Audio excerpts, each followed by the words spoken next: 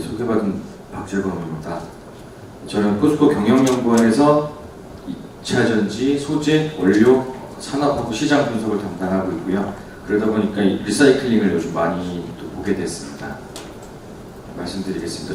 앞에서 말씀드렸던 내용 중에 좀 중복되는 부분들이 많이 있어서 그 부분들은 간략하게 말씀을 드리도록 하겠습니다. 먼저 이 리사이클링을 얘기하기 위해서 밸류체인에 있는 이슈들을 한번 좀 짚어보고 넘어가는 게 중요할 것 같은데요. 너무나도 많이 얘기가 되고 있는 그 공급망 관련돼서 이 미국의 인플레이션 감축 법안이 사실 뭐 빼놓을 수 없는 얘기인 것 같은데, IRA라고 하죠. 인플레이션 감축 법안은 사실 처음에 나올 때는 표면적으로는 기후 변화 그리고 뭐 신재생 에너지로의 전환 이 부분이 목적이었습니다. 그런데 이제 계속 속내를 들여다보면 전기차와 배터리 밸류체인에서 탈중국 공급망을 구축하는 것이 실제로는 이 법안의 목적이라고 볼 수 있겠고요. 세부적인 내용은 뭐 신문에도 많이 나오고 있으니까 다 잘 아시겠지만 크게 두 가지입니다. 원료, 배터리 원료에 대한 규정을 원산지 규정을 강화하겠다. 그리고 소재, 그리고 배터리 제조 지역에 대한 규제를 강화하겠다인데요. 연도별로 이 숫자가 좀 올라갑니다. 그래서 그 원료 쪽에서는 미국과 FTA를 체결한 국가에서 조달 비중을 내년부터 내년에 40%로 시작해서 80%까지 올리겠다는 건데요. 실제로 이미 법안이 발효가 됐기 때문에 시작이 됐다라고 볼 수 있겠습니다. 그리고 배터리 소재하고 부품, 그러니까 양극재, 음극재, 그리고 2차전지 셀, 이 부분을 북미에서 직접 제조를 하라는 부분이 또 중요한 포인트가 될 텐데 2029년에 100%까지 올리겠다는 겁니다. 그러니까 미국 그 IRA 법안상 미국에서 판매되는 전기차에 여러 가지 조건이 있지만 보조금을 받기 위해서는 미국 내에서 생산되는 양극재와 음극재, 배터리 셀을 포함한 전기차 차종에만 보조금을 지급하겠다라는 부분이 핵심이 되겠습니다. 결국에는 전체 밸류체인, 이미 USMCA 때문에 전기차는 미국과 FTA, 그러니까 그 미국에서 생산을 하라는 그런 법안이 실제로 이제 가동이 되고 있기 때문에 배터리에서부터 원료까지 이 IRA 법안을 통해서 통제를 하게 되면 전체 밸류체인에 있어서 중국 기업을 배제를 하겠다라는 부분이 목적이 되겠습니다. 그 이유가 글로벌 공급망에서 중국의 차이나 도미넌스가 너무 강하기 때문인데요. 원료 채굴에서부터 전구체, 양극재, 음극재, 배터리 셀에 이르기까지 중국의 이게 2021년인데 11년으로 잘못 표기된 것 같습니다. 중국의 비중이 이거는 뭐 조사하는 기관마다 조금씩 다릅니다. 조금씩 다른데 전체적으로 봤을 때 원료보다는 전구체, 양극재, 음극재, 배터리 셀 이쪽에서 중국의 비중이 너무 높기 때문에 이 부분을 낮추고자 하는 게 IRA 법안상에서도 목적이고 지금 현재 뭐 유럽이나 미국 쪽에서 고민하는 부분인데 조금 더 상세하게 살펴보면 사실 광물의 메탈을 마이닝하는 부분에 있어서는 중국의 비중이 그렇게 높지는 않습니다. 마이닝 다음 단계인 정제와 재련 단계에서 이 빨간색으로 표기되어 있는 중국의 비중이 높은 이 부분이 굉장히 문제가 되는데요. 뭐 히토류는 말할 것도 없고 리튬, 코발트, 니켈 이 부분도 중국의 비중이 굉장히 높습니다. 그래서 이 부분을 낮추겠다라는 게 이제 IRA 법안의 목적이 되겠습니다. 하지만 저희가 조금 더 이제 자세히 들여다봐야 될 부분이 핵심 원료에서 중국의 매장량 자체는 많지 않습니다. 중국이 흑연은 뭐 조금 많이 매장이 되어 있는데 리튬, 니켈, 코발트 자체 중국 내에 매장되어 있는 양은 많지가 않고요. 생산량으로 가보면 조금 숫자가 올라갑니다. 흑연은 확 올라가고 리튬, 니켈, 코발트에서 숫자가 좀 올라가는데 결국 이 숫자가 의미하는 바는 뭐냐면 원료 쪽에서는 중국 의존도가 그렇게 크게 높지는 않다라는 부분이 되겠고요. 채굴한 원료를 가지고 정제와 재련 과정까지 가면은 중국 비중이 굉장히 높아집니다. 특히 리튬, 흑연, 코발트 이런 원료들이 굉장히 높아지기 때문에 니켈은 조금 상대적으로 여유가 있긴 하지만 이렇게 정제와 재련 과정에서 중국 내 비중이 굉장히 높아지는 이런 측면에 있어서 좀 우려사항들이 있고요. 다운스트림으로 넘어가서 양극재, 음극재, 배터리 셀 EV 쪽으로 가도 중국 비중이 굉장히 높습니다. 지금 미국이랑 유럽을 합쳤을 때 생산할 수 있는 그러니까 글로벌 생산량 중에서 미국과 유럽과 북미를 합친 생산 비중이 양극재는 2%고요. 음극재는 1%가 채 안 됩니다. 그러니까 지금 생산하는 전체 글로벌 캐파 중에서 미국이랑 유럽에서 생산하는 게 뭐 2%, 0.5% 이렇게 되는데 이 부분을 2030년까지 과연 미국에서 기대하는 바대로 뭐 70%, 100%까지 확대를 단기간에 할 수 있을지 이런 부분들에 대해서는 굉장히 좀 우려되는 부분 또는 기대되는 부분들이 좀 있습니다. 그래서 그 2주 전에 미국 그 에너지부에서 그 IRA 그 협상을 담당하고 뭐 실무 그 법안을 이제 만드시는 분들이 한국에 뭐 비공식적으로 왔었는데 뭐 언론에도 그 이후에 기사가 좀 나오긴 했지만 그때 저도 이제 대사관에 가서 그분들이랑 그 요청을 해서 만났는데 아직도 구체적인 부분에 있어서는 좀 더 검토해봐야 되고 좀 불확실한 부분들이 있다라는 그런 얘기들을 하셨거든요. 그러니까 연말까지 구체화가 된다라고는 하지만 상당히 아직도 좀 불명확한 부분들이 여전히 많이 남아 있을 것이라고 생각은 됩니다. 예, 저는 요 2차전지 소재랑 원료 쪽을 계속 하면서 한 10년 전에도 비슷한 일이 있었거든요. 근데 그게 한번 떠올랐습니다. IRA 법안 얘기 나왔을 때 오랫동안 보신 분들은 알겠지만 중국에서 2012년도에 전기차 보조금을 지급한 적이 그때부터 보조금을 지급을 했는데 글로벌 전기차 판매량 중에서 그러니까 중국 내에서 이제 판매되는 양이 글로벌 전기차 판매량 중에 몇 퍼센트 정도가 되느냐 이 숫자를 살펴봤을 때 2012년까지는 10%가 안 됐습니다. 근데 보조금을 지급한 시점인 2012년부터 이 수치가 갑자기 확 올라가서요. 2014년, 5년 쫙 올라가다가 뭐 40%가 넘고 최근에는 이제 거의 50%에 육박하는 그런 비중으로 올라갔는데 저는 미국에서도 좀 비슷한 효과를 누릴 수 있다고 생각합니다. 보조금을 지급을 하면 비슷한 효과를 누릴 수 있다. 그래서 과거에 이런 사례들을 좀 참고하지 않았을까 이런 제 분석이긴 하지만 그런 부분들도 충분히 개연성이 있다라고 생각을 하고요. 시간 관계상 이런 부분들은 좀 넘어가도록 하겠습니다. 예, 오늘 한번 읽어보시면 알 수 있는 내용이고요. 그래서 이런 전체적인 지금 현재 이슈에 따라서 소재 시장이 어떤 지금 트렌드 하에 움직이고 있는지를 좀 말씀을 드리겠습니다. IRA 법안에도 나오고 계속 업체들이 양극재, 음극재 쪽에 굉장히 관심을 가지고 원료 쪽에 관심을 가지는데 그 이유가 배터리 가격에서 배터리 셀이 차지하는 원가가 37% 정도, 이거는 이제 맥킨지에서 분석한 건데요. 이거는 지금 기준이 아니라 2030년에 가격이 떨어졌을 때, 그러니까 배터리 셀 가격이 계속 떨어지고 팩 가격이 떨어질 텐데 떨어졌을 때도 전기차에서 37% 정도의 비중을 차지할 것이다 라고 전망을 한 거고, 이건 저희가 분석을 한 건데 그 배터리 셀 가격 내에서 양극재와 음극재가 차지하는 비중이 38%가 됩니다. 그때 2030년이 돼도 이 정도 포션은 유지하고요. 배터리 셀에서 이렇게 원가 비중이 높다 보니까 당연히 양극재, 음극재에 대해서 관심이 많을 수밖에 없고 공급망 측면에서도 이 부분이 굉장히 중요해지는 부분이 됩니다. 그리고 양극재와 음극재에 들어가는 원료의 비중이 굉장히 또 높기 때문에 이걸 어떻게 확보하는지 그 부분이 굉장히 중요한데, 전기차 한 대에 대략적으로 근데 이건 저희가 이제 계산해봤을 때 전기차도 여러 가지 모델이 있고 들어가는 배터리 타입이 다르고 하기 때문에 굉장히 차이가 크지만 평균적으로 봤을 때 전기차 한 대에 양극재가 90kg 정도 들어가고 리튬, 코발트, 니켈 굉장히 많이 들어갑니다. 이런 부분들이 어떻게 앞으로 업체들이 이 원료 그리고 소재를 확보할 것인지 이 부분이 이슈가 되고 있고요. 채굴에서부터 양극재, 음극재를 만드는 과정까지를 제가 아주 간략하게 지금 도식화를 했습니다. 이 중간중간에 들어가는 과정들도 굉장히 많고요. 니켈에서부터 니켈, 코발트, 망간을 가지고 전구체를 만들어서 양극재를 만들고 거기다 또 리튬을 중간에 전구체랑 합쳐서 양극재를 만들고, 음극재의 경우도 여러 가지 종류가 있는데 천연흑연, 인조흑연 경우에는 또 원료도 다르고 생산하는 방식도 다릅니다. 이렇게 굉장히 복잡한 과정에 있어서 공급망을 잘 관리할 수 있을지 이 부분에 대해서는 사실 전문가들도 잘 정확하게 모르는 부분들이 많이 있거든요.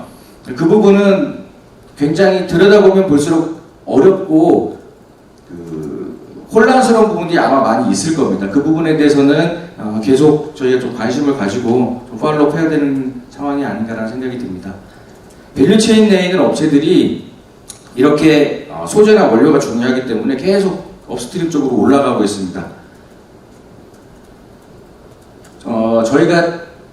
제가 한번 롱텀은 아니고요. 단기간 내 작년하고 올해 정도의 밸류체인 내에 있는 대표적인 매출 4개, 가장 매출이 높은 4개 기업을 뽑아서 영업이익률이 어느 정도 나오는지 한번 살펴봤는데 리튬이랑 니켈 기업이 굉장히 높았고요. 양극재부터 전기차까지는 7%에서 10% 초반대 이렇게 시장이 좋기 때문에 이 뒤에 있는 회사들도 영업이익률이 좋긴 했는데 이 리튬 니켈 같은 원료 회사들이 영업이익률이 굉장히 최근에 높습니다. 예전에는 손해를 많이 보고 특정 회사들만 이익을 보고 했었는데 요즘에는 리튬 니켈 하는 회사들은 다 시장이 워낙 좋다 보니까 돈을 벌고 그러니까 또 리사이클링이 관심을 갖게 되는 그런 요인들이 있습니다. 그런데 조금 더 뒤에 이제 그 부분을 자세하게 말씀드리도록 하겠습니다. 예. 굉장히 글로벌 공급망 이런 부분들이 소싱 이런 것들이 중요하기 때문에 소재 기업들 또 배터리 제조 기업들은 말할 것도 없고요. 소재 기업들도 이제 글로벌 확장이 거의 필수화되어 가고 있습니다. 저희 사례를 간략하게 말씀드리면 지금 여기 표시되어 있지 않는 국가들에서도 뭔가 이제 계획들이 있긴 한데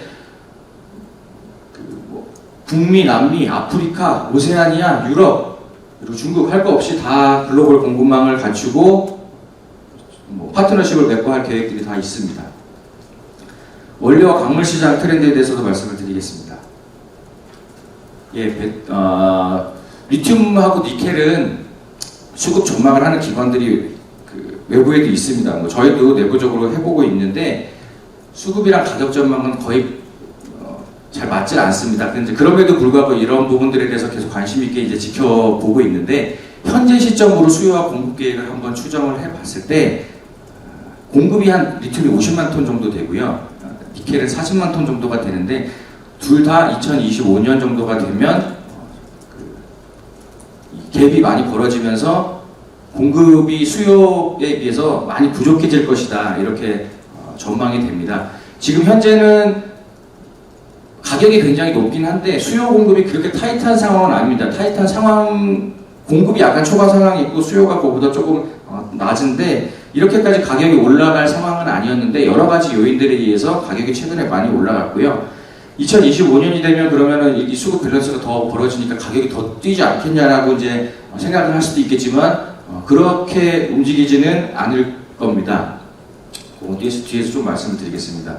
저희뿐만 아니라 이제 수요와 공급을 예측하는 기관들이 여러 가지 전망들을 하고 있는데 제가 여러 데이터들을 가지고 있지만 좀 극단적으로 얘기하고 있는 곳 한 군데를 이제 소개해드리려고 갖고 왔는데 독일의 원자재청이 2030년 기준으로 했을 때 수요가 170만 톤에서 300만 톤 정도로 늘어나고 이건 아주 굉장히 극단적인 경우입니다. 최대 180만 톤 정도의 공급 부족 현상이 나타날 수도 있다라고 전망을 하고 있습니다. 이건 굉장히 아주 극단적인 아주 수요는 최고로 늘어나고 공급은 최저로 확대가 되고 이렇게 했을 때 갭이 이 정도로 벌어질 수 있다라는 얘기고요. 다른 기관들도 어느 정도 수급에 대해서는 수요가 공급을 많이 초과하는 상황이 될 것이다라고 예측은 하고 있습니다. 하지만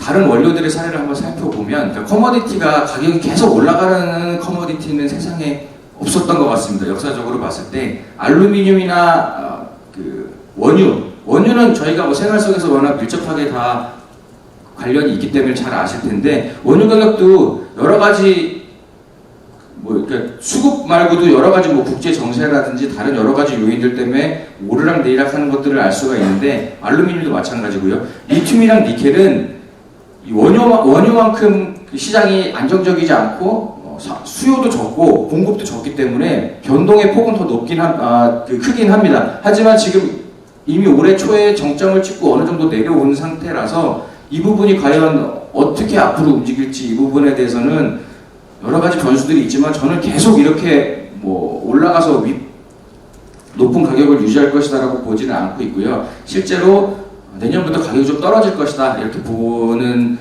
전문가들도 있고 뭐 저도 좀 안정화된 상태로 갈 것이다 라고 이렇게 보고 있습니다. 오늘은 뭐 그 부분에 대해서 말씀드리러 온 건 아니니까 그 정도로 말씀을 드리고,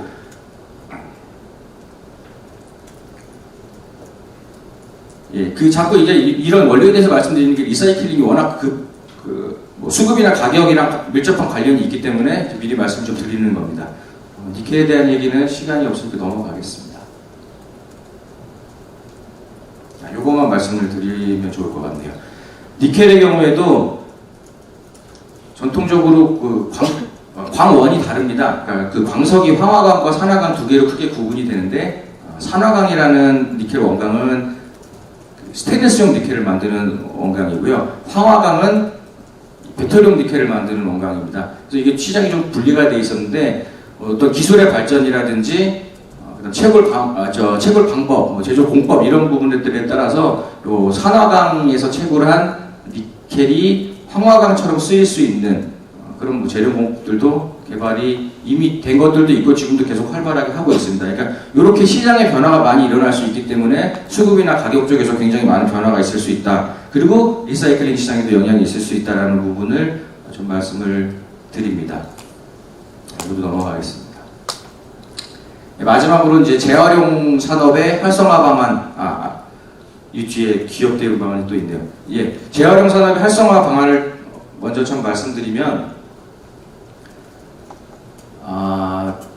사실 밸류체인 내에 있는 모든 기업이 재활용이랑 연관이 되어 있어서 더 관심이 많은 것 같습니다. 최근에 뭐 그린플레이션이라고도 하는데요. 친환경 전환에 따라서 원자재 값이 너무 많이 오른 부분이 굉장히 문제가 되는데, 제가 뭐 작년부터 외부에 세미나 가서 이렇게 말씀드릴 때 계속 강조했던 부분이 재활용이 요 세 개 측면 때문에 앞으로 중요해질 것이다라고 계속 오래전부터 말씀을 드렸는데, 일단 원료 확보 수단으로서 굉장히 중요하고요. 공급망 안정화 측면에서 중요합니다. 공급망은 작년까지만 해도 별로 관심 있게 들으시는 분이 별로 없었는데, 이제 IRA 나오면서 최근에는 이 부분이 오히려 또 관심을 많이 받게 되는 것 같습니다. 그리고 친환경적인 대응 측면에서 중요하다. 이 세 가지가 포인트가 될 것 같고요. 하나씩 말씀을 드리면, 원료 확보 수단 측면에서는 저희가 추정을 했을 때는 2030년까지 해마다 30% 정도 시장이 성장이 되고, 중요한 부분은 2030년에 이제 필요한 원료량이 있을 텐데요. 광물량이 있을 텐데, 그 중에 10% 정도는 리사이클링을 통해서 시장에 공급이 될 수 있다라고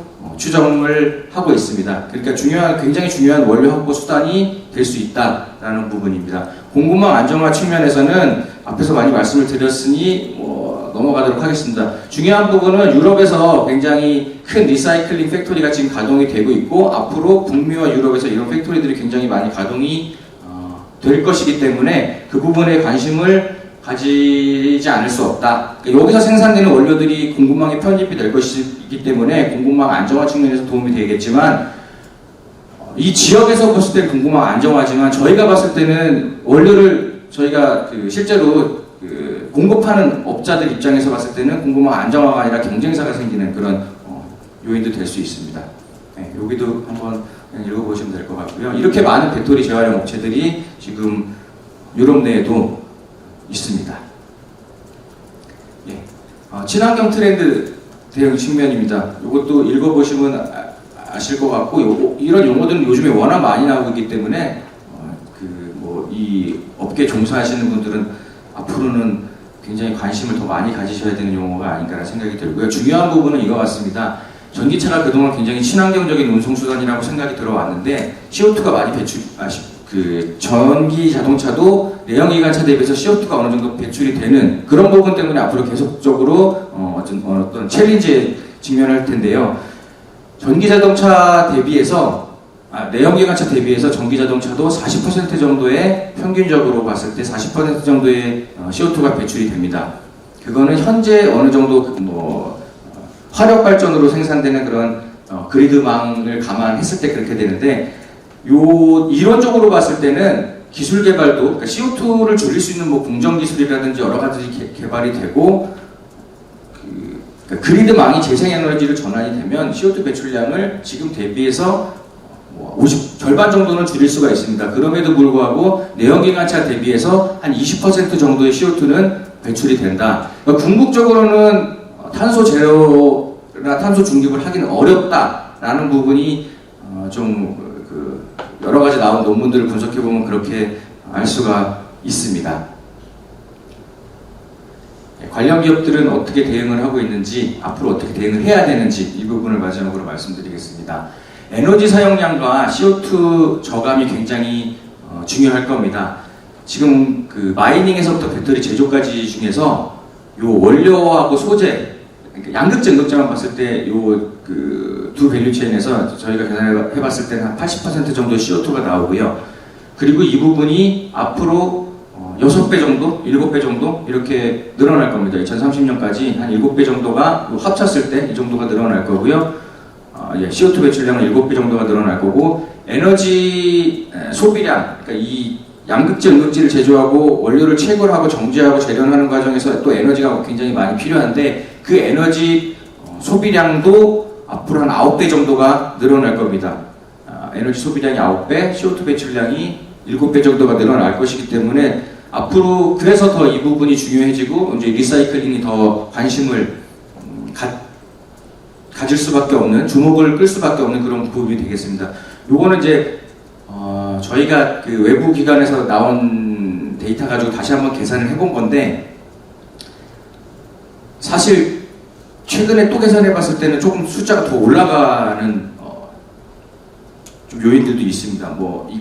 오늘은 CO2에 대해서 말씀드리는 건 아니니까 리사이클링의 중요성에 대해서 그렇게 많이 CO2가 나오기 때문에 리사이클링이 중요해진다라는 것만 생각하시면 될 것 같고요. 하지만 이제 중요한 부분이 똑같은 전기차랑 배터리라도 어떤 지역에서 만드느냐에 따라서 CO2 발생량이 달라집니다. 테슬라 모델 3에 들어가는 똑같은 배터리라고 하더라도 중국에서 생산했을 때랑 미국 네바다에서 생산했을 때랑 CO2 배출량이 달라지고요. 배터리 제조 과정만 봤을 때는 40% 정도가 줄일 수 있습니다. 그 이유는 국가별로 그리드 믹스가 다르기 때문인데요. 한번 계산을 해봤는데요. 그리드 믹스에 따라서 CO2 발생량이 이렇게 국가별로 차이가 있습니다. 이 부분이 앞으로 그래서 어떤 지역에다가 제조 라인을 구축을 해서 어떻게 공급을 하느냐, 이 부분까지 연관이 될 것이기 때문에 이런 CO2 감축하고 공급망까지 계속 연관되는 그런 이슈로 앞으로 제기가 될 것으로 그렇게 예측이 됩니다. 그래서 기업들이 아리백이라는 얘기 많이 들어보셨을 텐데요. 재생에너지 100%로 그 에너지를 조달하겠다. 근데 그 방법이 한 5가지가 있습니다. 간접 조달하는 방법 3가지, 직접 조달하는 방법 2가지가 있는데, 이걸 이제 주로 섞어서 기업들이 좀 활용을 하고, 간접 조달이 상대적으로 비용이 낮기 때문에, 그러니까 간접 조달은 내가 실제로 재생에너지를 직접적으로 생산을 하지 않더라도 마치 내가 한 것처럼 이렇게 돈을 주고 사오는 제도인데요. 그 부분이 아직은 단가가 직접적으로 내가 그 태양광 발전을 한다든지 아니면 그 발전회사에 지분 투자하는 것보다 단가가 좀 더 쌉니다. 그래서 간접 조달 기준이 아직은 높은데, 밑에 표에서 보시는 것처럼 직접 조달 기준이 지금 계속 올라가는 그런 추세에 있습니다. 2025년 정도가 되면 아마 가격이 비슷해지거나 역전되는 현상이 나타날 겁니다. 그렇게 되면은 상대적으로 직접 조달하는 비중이 더 늘어나는 그런 현상이 될 거고요. 그래서 해외에 있는 그러니까 해외에 진출하는 국내 회사들이 계속 아리백하면서 2030년까지 달성을 하겠다라고 할 때 그 부분이 아마 그 해외에서는 안 그래도 지금 재생에너지 비중이 높고 가격이 싼데 2025년이 되면은 더 싸지는 그런 상황이 될 것이기 때문에 그 부분을 달성하기에는 상당히 용이한 그런 환경이라고 볼 수 있겠습니다. 마지막인데요. 라이프사이클 얘기는 굉장히 많이 앞에서 나오고 있습니다. 여러 가지 CO2도 그렇고 다른 낙스나 싹스 같은 부분 자기들이 하면은 70% 이상 줄일 수 있다라는 건데요. 저는 라이프사이클이 그렇게 엄청난 기술을 가지고 있다라고 보지는 않습니다. 특히나 리사이클링이 또 굉장히 대단한 기술이 이렇게 필요한 그 분야는 아닌 것 같고요. 라이프사이클이 워낙 인용이 많이 되고 있기 때문에 대단한 기업인 것처럼 이제 보일 뿐이지, 사실 라이프사이클 정도의 비즈니스 모델이나 기술을 가진 기업들은 굉장히 많이 있고요. 그래서 앞에 이제 또 소개해드렸던 그 유럽 사례 장표에서 여러 기업들이 있고 뭐 찾아보시면 미국에도 굉장히 기업들도 많고 국내에도 있는데 중국에도 있고요. 이런 기업들이 크게 뭐 어떤 회사가 특별하게 앞서는 그런 기술이 있거나 그렇지 않기 때문에 여러 회사들을 좀 관심 있게 지켜봐야 될 필요가 있습니다. 저희가 이 라이프사이클에서 발표하기 전에 예전부터 한번 분석을 해본 내용이 있는데 CO2 발생량 그리고 에너지 비용이 리사이클링을 통해서 어느 정도 줄어들 수 있는지 라이프사이클이 얘기한 거랑 거의 비슷했습니다. 과거에 보면은 70% 정도는 줄어들 수 있다라는 게 중요한 부분이 되겠고요. 근데 다만 문제가 한 가지가 지금은 워낙 리튬, 니켈 가격이 높기 때문에 어떤 업체도 그 이익을 내기 굉장히 수월한 상황인데 아까 말씀드렸던 것처럼 리튬이랑 니켈 같은 원료 가격이 장기적으로 좀 떨어지면서 약간 뭐 안정화가 되면 그런 리사이클 업체들이 일반 공정으로 그러니까 마이닝하고 영호나 광석에서 그 추출해서 생산하는 기업보다 원가가 낮을 수가 없습니다. 리사이클링 하는 기업들은 상식적으로 봤을 때도 그렇잖아요. 원가가 낮을 수가 없기 때문에 전통적으로 생산하는 그런 방식을 가지고 있는 기업들이 당연히 원가가 낮기 때문에 리사이클링 기업들은 어느 정도 가격이 시장에서 원료 가격이 어느 정도 높은 가격이 형성이 되면 괜찮은데 가격이 갑자기 급락하거나 하면은 좀 문제나 이슈가 있을 수 있다라는 부분은 지금 당장은 문제가 안 되겠지만 앞으로 문제가 될 수 있다라는 건 항상 좀 고려해 주시면 좋을 것 같고요.